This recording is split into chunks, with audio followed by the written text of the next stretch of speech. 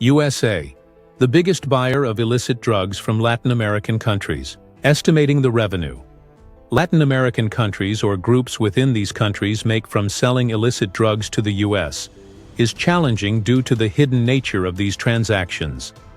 However, research and estimates from sources such as the United Nations Office on Drugs and Crime, UNODC, the U.S. Drug Enforcement Administration, DEA, and independent studies have provided some insight. Here's a summary of the estimated value and economic impact of drugs produced in Latin America and sold in the U.S. Estimates of drug trafficking revenues vary, but some sources suggest that the annual revenue from Latin America's illicit drug trade with the U.S.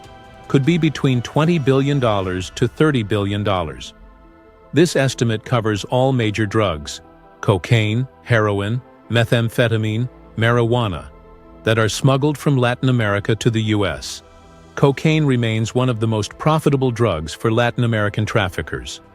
Colombia, Peru, and Bolivia are the top producers of coca, the plant used to make cocaine. According to UNODC and DEA estimates, Latin American cartels may earn around $10 to $15 billion annually from cocaine sales to the U.S. alone. Mexico is a significant producer of heroin destined for the U.S. market, with cartels generating an estimated $1 to $3 billion per year from heroin sales.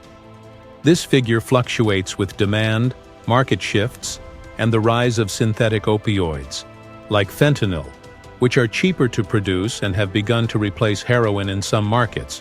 Mexican cartels also produce a large portion of the methamphetamine consumed in the U.S., with revenues estimated between $3 to $5 billion per year. Methamphetamine production is less expensive than cocaine or heroin, but the demand is high, especially in certain U.S. regions. Fentanyl and other synthetic opioids have surged in popularity and profitability for cartels, particularly Mexican organizations. These drugs are often manufactured with precursors from Asia and then smuggled into the U.S., where fentanyl's high potency makes it extremely lucrative. Revenues from synthetic opioids are estimated at several billion dollars annually. A significant portion of drug profits ends up in the hands of criminal organizations rather than the general economy of the producing countries. Local farmers in coca or poppy-growing regions, for example, receive only a small fraction of the final sale price. The U.S. and Latin American governments have implemented various counter-narcotic programs.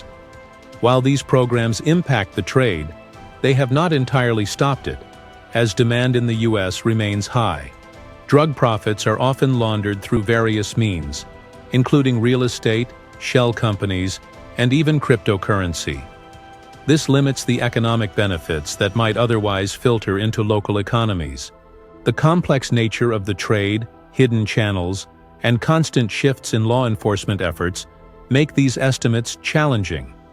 However, it's clear that drug trafficking remains a substantial underground industry that continues to impact both the U.S. and Latin American countries.